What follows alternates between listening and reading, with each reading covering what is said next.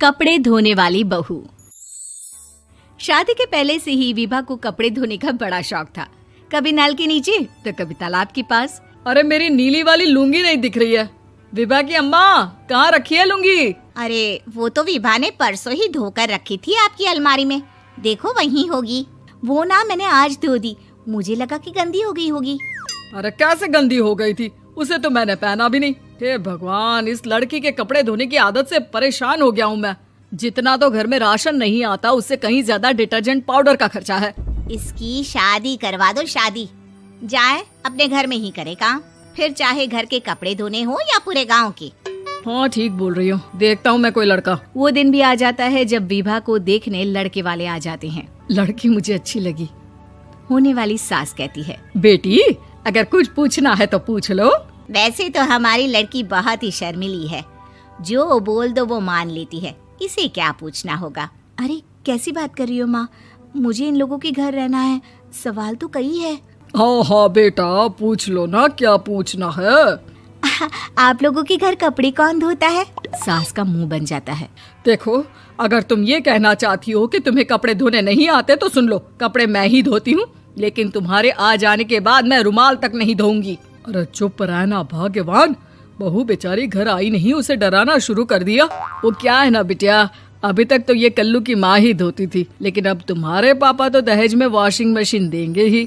तभी विभा की माँ बोल पड़ती है, सवाल भी पूछा तो क्या। वैसे भाई साहब, मशीन की तो फिर भी कपड़े धोने की कैपेसिटी होती है। मतलब जो बिटिया दे रहे हैं ना विभा, इसे कपड़े धोने का बहुत शौक है। ये आप लोगों के क्या, आस पड़ोस गांव मोहल्ले सबके कपड़े धो दे और उफ तक ना करे। बाहर देखा नहीं आपने कितने कपड़े सूख रहे हैं? सब हमारी बिटिया ने ही तो धोए हैं। बस भी करो ना माँ, शर्म आ रही इतनी तारीफ सुनकर। और तो और एक दाग निकाल कर दिखाओ तो मान जाओ। हाँ अच्छा, माफ करना बेटा, मैंने गलत समझा। हमें तो रिश्ता बहुत पसंद है। और ऐसे जुड़ जाता है रिश्ता कपड़े धोने का शौक रखने वाली विभा का। उसकी शादी हो जाती है कोयला फैक्ट्री में काम करने वाले कल्लू के साथ। शादी के बाद अचानक विभा चिल्लाती हुई सास के पास आती है। सासू माँ, अरे सासू माँ कहाँ है आप? ये तो धोखा है, धोखा दिया आप लोगों ने मुझे। इसे ससुर के चक्कर के बारे में पता चल गया। अरे तो उसमें तुझे क्यों धोखा मिला है? अरे नल में पानी नहीं आता, कपड़े कैसे कब धुलेंगे? अच्छा, तू पानी नहीं आ रहा उसकी बात कर रही है। तो आपने क्या सोचा? कुछ नहीं। अच्छा, तेरी माँ ने कहा था कि कपड़े धोने का शौक है तुझे, याद आया मुझे। शौक बोलकर कपड़े धोने वाले मेरे जुनून को कम ना आके सासू माँ, कपड़ा धोना मेरा गुरूर है। तभी पति भी वहाँ आ जाता है। अभी मैंने इसे सनी देओल की फिल्म दिखाई है, उसी के डायलॉग मार रही है माँ। अच्छा सुन, साफ बता रही हूँ, पानी सुबह 4 से 6 और शाम को 10 से 12 आता है, समझी?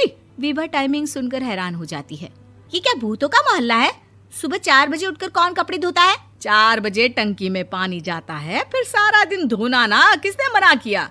अरे कैसी बात कर रही हैं? 200 लीटर की टंकी में कितने कपड़े धो लूंगी मैं? सुबह ही उठ जाऊंगी मैं। अब क्या था, विभा सुबह 4 से लेकर रात के 12 बजे तक कपड़े ही धोती रहती। एक रोज सास पड़ोस से निकलकर कहीं जा रही होती है कि साथ वाली कहती है, हाँ कल्लू की माँ, जरा ये बताओ कि 2 साड़ी है, 2 ब्लाउज और एक पेटीकोट और एक नाड़े वाला लंबा कच्छा। हाँ तो? अरे तो क्या, कितना लोगी धुलाई ये बताओ। धोबन दिख रहे हैं हम क्या?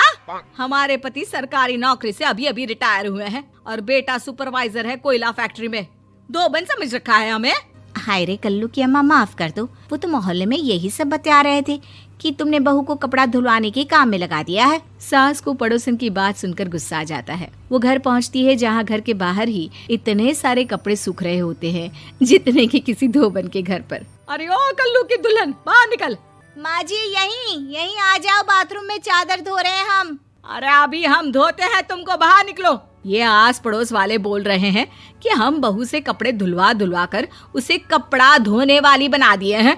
अरे छोड़ो ना माँ जी, किन लोगों की बातों में आती हो? आस पास के लोगों का तो काम ही होता है कि वो किसी तरह सास बहू को लड़ा दे। बहू सारे घर के कपड़े धोती है, ये क्या कम है? बोलिए। सास को भी लग जाता है कि वो बहू का ये सनकीपन नहीं छुड़वा सकती, इससे अच्छा है कि खुद ही चुप हो जाए। एक रोज सास और बहू मंदिर जाते हैं, जहाँ सास की साड़ी वहाँ खड़ी भीख मांगने वाली से मिलती है। माँ जी क्या बात है, आपकी साड़ी उस भिखारन से कितनी मिल रही है ना? हाँ हाँ देखो तो, दोनों की साड़ी मिल रही है। क्या बात है कल्लू की अम्मा, तुम खुद को तो अफसर की बीवी बताती हो और ऐसी सिंपल सी प्लेन साड़ी पहनकर घूमती हो। सिंपल और प्लेन नहीं है ये साड़ी। तो क्या सोने के धागे से फूल बने हैं? कुछ भी सासू माँ, कुछ भी। हाँ बने थे इस साड़ी में सोने के धागे से फूल। मेरे पति लेकर आए थे मद्रास से स्पेशली मेरे लिए 10,000 की। ताहे भाई साहब इस भिखारन के लिए भी सेम टू सेम साड़ी लेकर आए होंगे 10,000 की। सास उस वक्त तो कुछ नहीं कहती, लेकिन बहू के साथ घर आती है और अलमारी से एल्बम निकाल कर लाती है। ये साड़ी देख रही है, ये वही साड़ी है जिसे मैंने अभी पहना था। इस साड़ी में ये जो चमकदार फूल दिख रहे हैं ना, ये सोने के धागों से काढ़े गए हैं।